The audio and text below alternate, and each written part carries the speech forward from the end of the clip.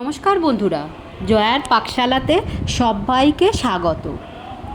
আজকে দই পটল করে দেখাবো। রেসিপিটি পুরো দেখার অনুরোধ রইল। আসুন দেখে নেওয়া যাক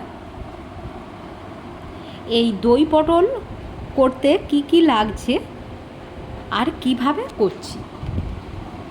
দই পটল করার জন্য এখানে আমি 7টা পটল নিয়েছি। বেশ মাঝারি সাইজেরই পটল নিয়েছি। ধার দিয়ে পিলার দিয়ে একটু একটু করে আমি ছিলে দিয়েছি। অল্প একটু একটু পটলের ছাল এখনও গায়ে লেগে আছে। এইভাবে কাটলে খুবই ভালো লাগে খেতে, পুরো ছাড়ালে ভীষণ নরম হয়ে যায়, খেতে ভালো লাগে না। আর পটলের মাঝে 2-3টে করে আমি এভাবে ছুরি দিয়ে একটু করে কেটে কেটে দিচ্ছি, যাতে পটলের সমস্ত যে মশলাটা সেটা যেন এর মধ্যে চলে যায়। সমস্তগুলো এইভাবে আমি কেটে নিয়ে নিচ্ছি।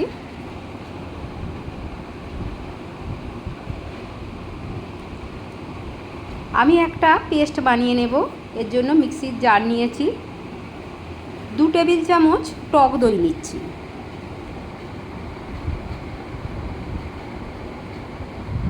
আর গোটা কাজু আমি এর মধ্যে দিয়ে দিলাম, দিয়ে এটা একটা মিহি পেস্ট বানিয়ে নেব। একটা বাটি নিয়েছি, তার মধ্যে 1.5 চামচ আদা নিলাম, 1/2 চামচ হলুদ নিলাম, 1 চামচ লঙ্কার গুঁড়ো নিলাম, 1 চামচ জিরের গুঁড়ো নিলাম, আর কাশ্মীরি লঙ্কার গুঁড়ো নিলাম ছোটো চামচের 1 চামচ। দিয়ে জল দিয়ে এটা খুব ভালো করে এটা মিক্সড করে নেব।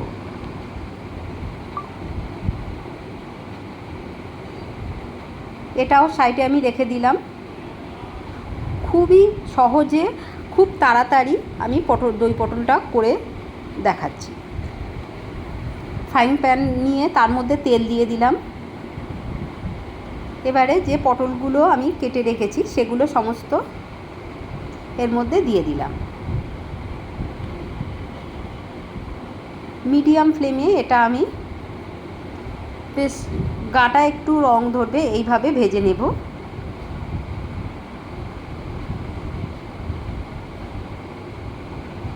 এটা একটু সময় নিয়ে একটু ভেজে নেব। একটুখানি আমি ঢাকা দিয়ে দিয়েছি। খুব তেলের মধ্যে হয়তো একটু জল পড়েছে, খুব ছিটিয়ে আসছিল। পটলগুলো বেশ গায়ে রং ধরেছে। আর একটু নাড়াচাড়া করে নিচ্ছি। এটা অলমোস্ট ভাজা হয়ে গেছে। এবারে আমি এগুলো তুলে নিচ্ছি।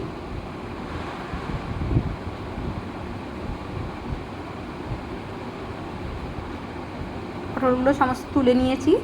ফ্রাইং প্যানে এখনও অনেকটা তেল আছে, আমি আর একটু তেল দিলাম।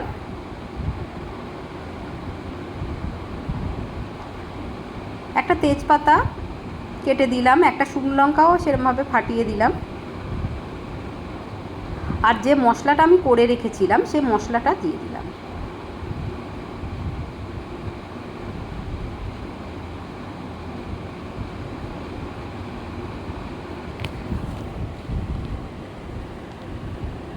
এবারে যে দই আর কাজুর যে পেস্ট বানিয়ে রেখেছিলাম সেটা দিয়ে দিলাম।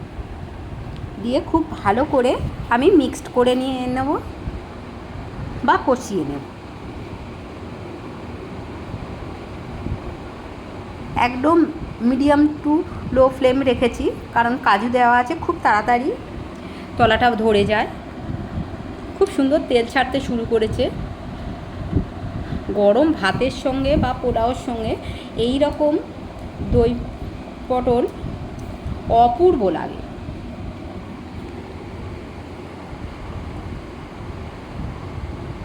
সামান্য একটু জল দিয়ে দিলাম, তলাটা যাতে না বসে যায়। দিয়ে আবারও কিছুক্ষণ এইভাবে একটু হতে দেব। 1/2 চামচ চিনি দিলাম। চিনিটা অপশনাল, আপনারা দিতেও পারেন, নাও দিতে পারেন। তবে দই দেওয়া আছে, একটু চিনি দিলে খুব টেস্টটা আরও দ্বিগুণ হয়ে যায়। আর কালার তো খুব সুন্দরই আসে। এবারে নুন দিয়ে দিলাম 1 চামচ, দিয়ে খুব ভালো করে কষিয়ে নিতে হবে।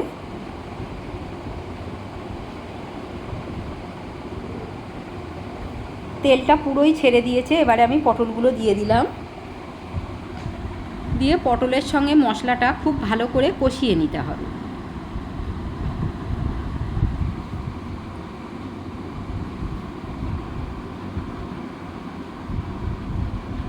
খুব ভালো করে এটা আমি কষিয়ে নিচ্ছি। এটা এইভাবে আমি 3-4 মিনিট এইভাবে আমি কষিয়ে নেব।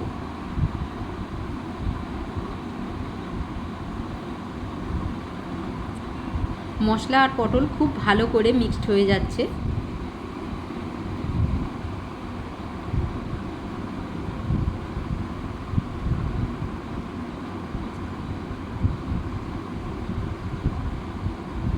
আরও কিছুক্ষণ একটু কষিয়ে নেব।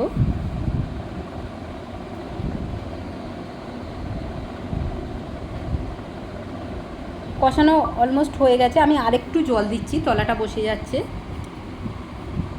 আমি মিক্সির বাটিটা ধুয়েই একটু দিয়েছি।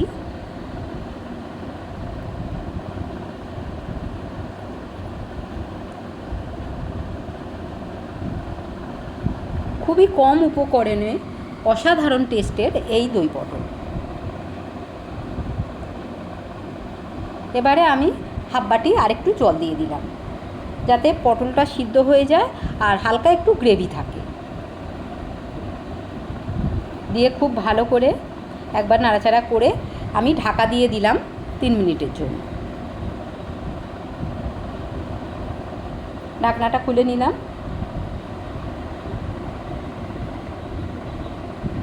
ভীষণ সুন্দর কালার এসছে। পটলগুলো অলমোস্ট সিদ্ধ হয়ে গেছে। আমি গ্রেভিটা আর সামান্য একটু কমিয়ে নেব। আপনারা চাইলে এই সময় এইরকমও গ্রেভি রাখতে পারেন। দই পটল বেশি ঝোল ভালো লাগে না, একটু গামাখা হালকা একটু গ্রেভি থাকবে তবেই ভালো লাগে খেতে।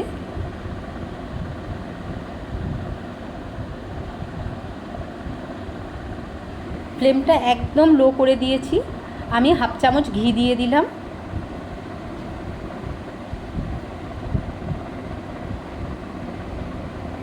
আর গরম মশলা দিলাম হাফ চামচ। ফ্লেমটা একদমই আমি অফ করে দিয়েছি। খুব ভালো করে একটু নাড়াচাড়া করে নিচ্ছি, যাতে ঘি আর গরম মশলাটা সবার সঙ্গে খুব সুন্দরভাবে মিক্সড হয়ে যায়। দিয়ে আমি ঢাকা দিয়ে 2 মিনিট রাখছি, তারপর সার্ভ করে নেব। একটা প্লেটের মধ্যে আমি সার্ভ করে নিয়েছি। দেখুন কি অপূর্ব দেখতে লাগছে, আর খেতে তো অসাধারণ লাগে।